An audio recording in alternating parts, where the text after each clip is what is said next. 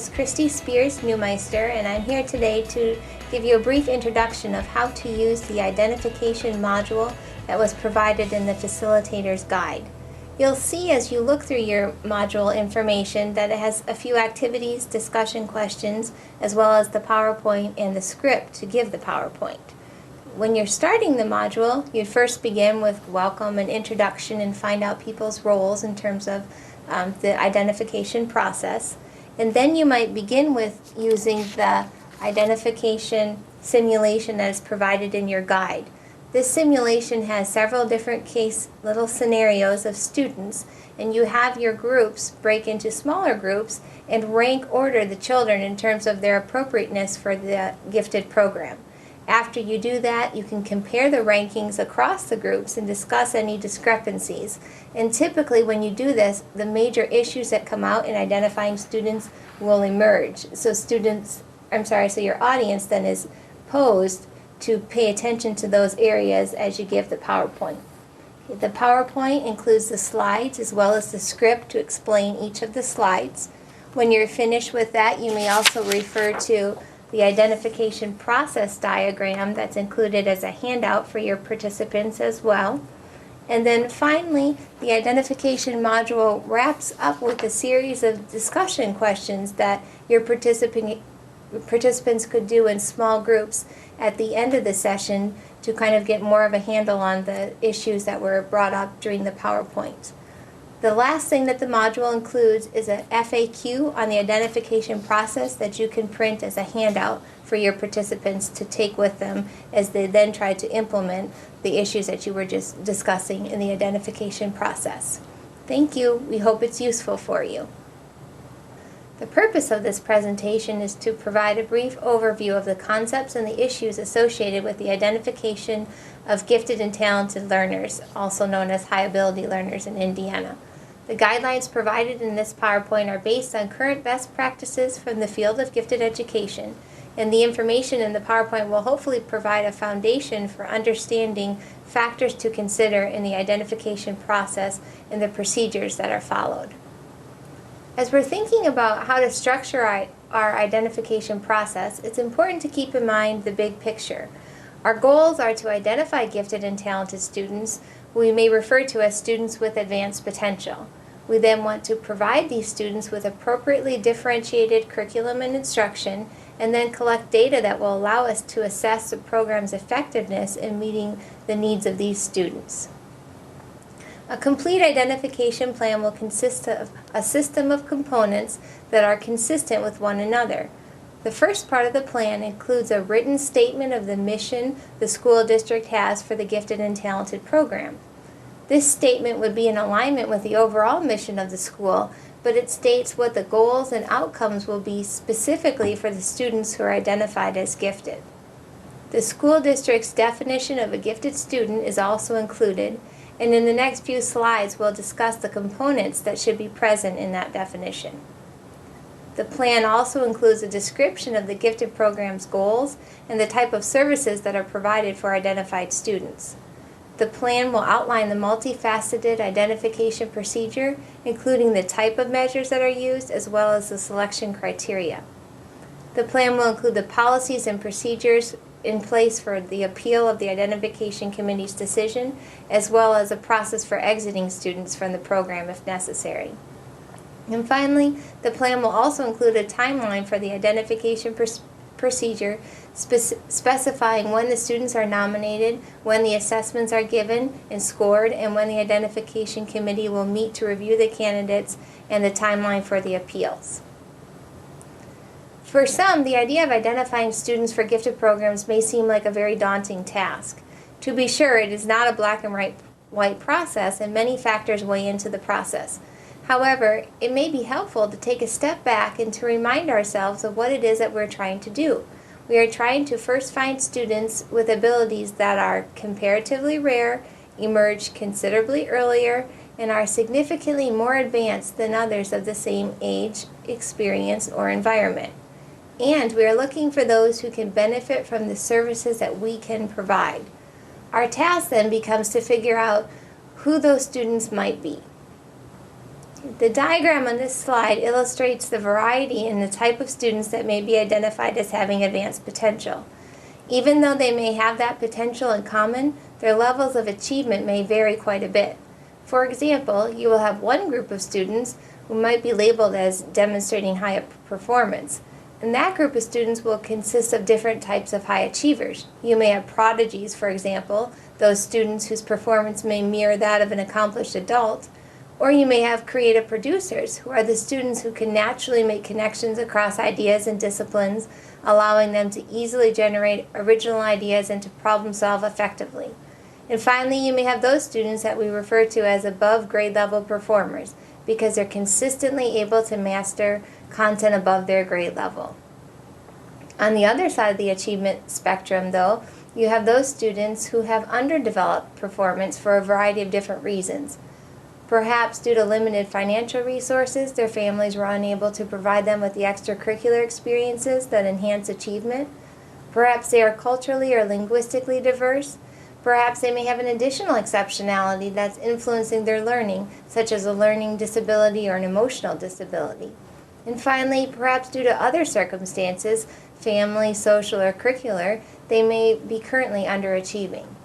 As we look at this diagram, it's readily apparent that despite having advanced potential, these students are quite different from one another, which speaks to the need to develop a range of services to meet their academic needs. Okay, in the identification process, we need to make sure that our definition, our identification process, and the services that we're providing are all in alignment.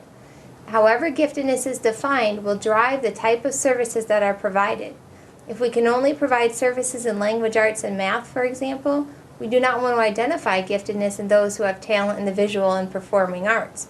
We have to have a match between identification, definition, and services. We may want to begin with our definition of giftedness. The definition for a school district needs to be consistent with the state definition.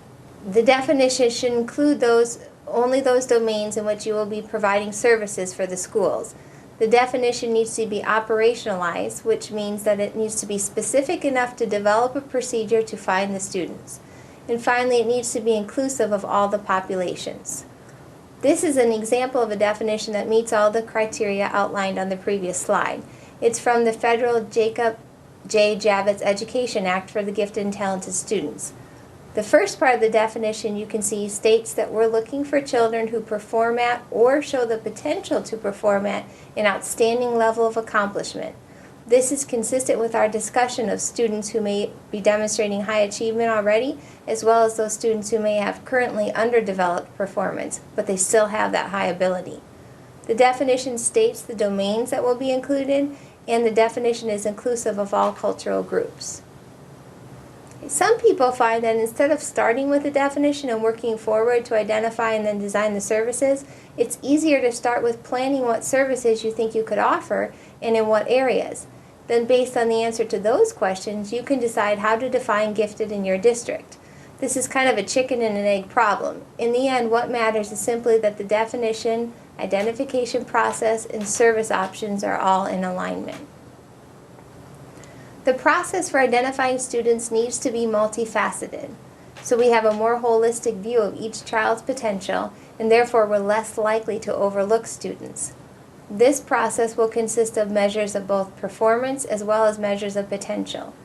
Measures of performance will be indicators of advanced levels of achievement, such as norm-referenced achievement tests or a portfolio of work samples demonstrating accomplishment in the domains that are being served.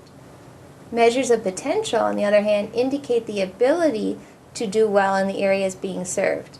A common measure of ability would be an intelligence test. The data collected should include measures that are both quantitative in nature as well as qualitative.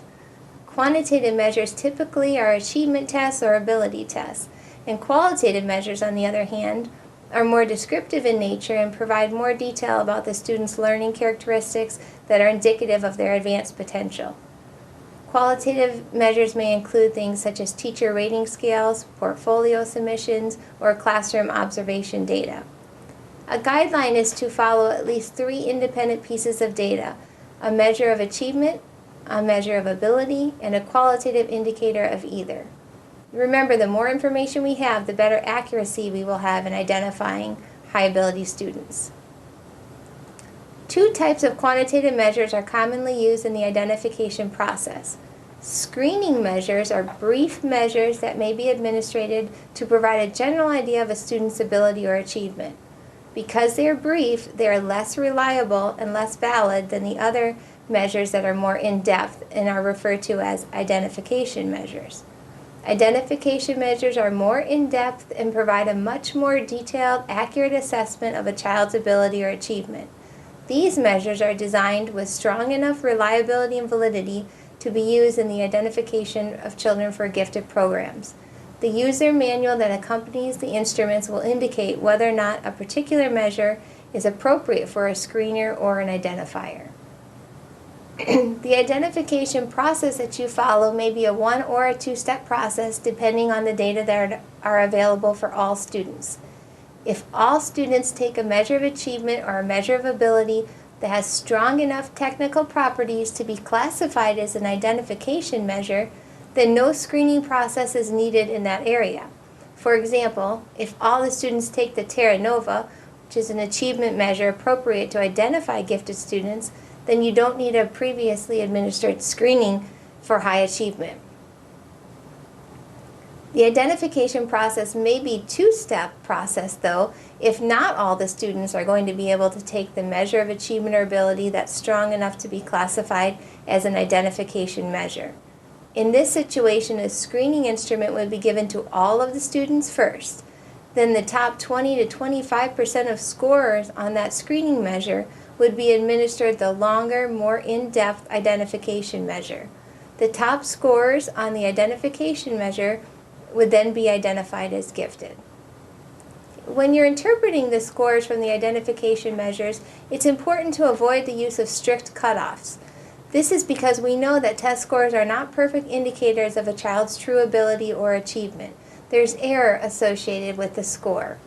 Perhaps the child was hungry or tired or sick on the day of the test. Any of these factors may lead to a depressed test score. The standard error of measurement is a statistic reported for each test that estimates the average amount of error associated with the score. So when you're interpreting the test score, you need to consider the standard error of measurement. Let's think about an example. If we know that aptitude test A has a standard error measurement of 4, and the child's score on the test is 128, and our typical guideline for inclusion into the gifted program is 130, should that child be included in the program? Yes, because the child's true score, the score that's most representative of his or her true ability, may be higher than 128. Taking into account the standard error measure, it could be as high as 132, which is above the 130 guideline.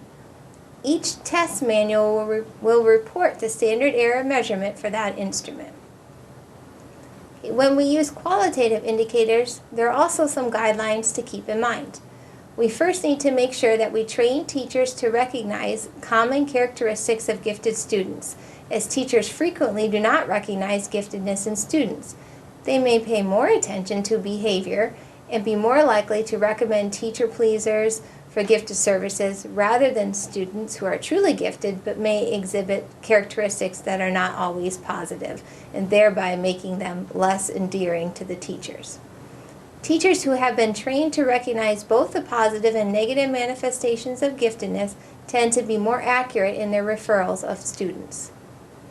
We also want to make sure that the qualitative measures that we include specifically target the domains that we are providing services.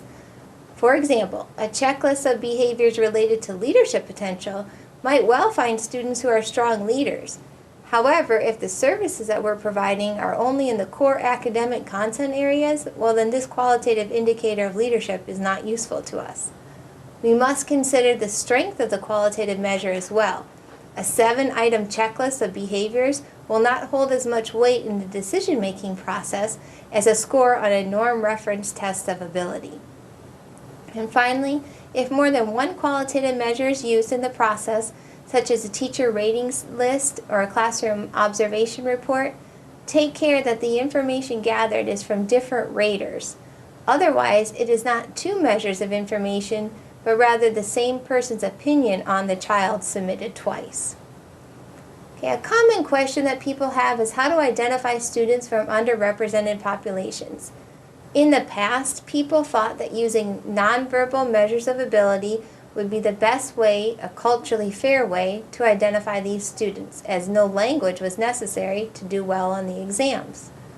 Research now shows us, however, that the two types of reasoning that are most correlated with academic success are verbal and quantitative reasoning. That is true regardless of our culture, race, or social economic status. All children need the same abilities, interests, motivation, and perseverance to do well in school. When we identify students on the basis of their nonverbal reasoning instead of on their quantitative and verbal reasoning, we can easily identify the wrong pool of students. The graph on the slide shows the overlapping of these three types of reasoning skills that individuals have: verbal, quantitative, and nonverbal. 30 to 40% of the students will have similar abilities in all three types of reasoning. However, that means 60 to 70% of the students will not. Some students may have high nonverbal abilities, but not have correspondingly high abilities in either the verbal or the quantitative reasoning domains. These would be the green-only students. If your program serves high verbal reasoning, like language arts, and high quantitative reasoning, math, then students who are high in nonverbal reasoning and not also advanced in the other areas are not likely to be successful if your services are designed correctly. A nonverbal test may provide you with new names, but not necessarily the right students for the services that you can offer. The question then becomes, how do we find the students from underrepresented populations? We should consider using different norms rather than alternative assessments. We will want to use local norms instead of national norms. The use of national common norms is only appropriate when students have similar experiences. When the experiences are not the same, such as with an English language learning student and the native speaker, the comparisons are not valid. To illustrate why national norms may not be effective to use in identifying students, consider the following example. Let's assume we have an English language learning student who's been in the country for 3 years. She scores at the 80th percentile on a test of verbal reasoning. If we do not know that she's an ELL student, this score, while it's above average, is not remarkable enough to allow her to be identified as gifted. However, if we know she was able to do that well with only 3 years of exposure to the language, then suddenly that score is quite remarkable and very indicative of her giftedness in the verbal domain. This example, though, is such a reminder of the need for a range of services. Our ELL student will still need differentiation in terms of the pace of instruction, but she may not be ready to be placed in the same achievement grouping as native speakers who scored at the 95th percentile or higher. This slide indicates a few factors to keep in mind when identifying very young children.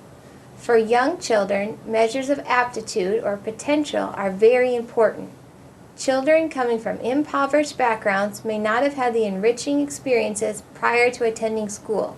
Therefore, their scores on achievement tests may be quite low despite their advanced potential.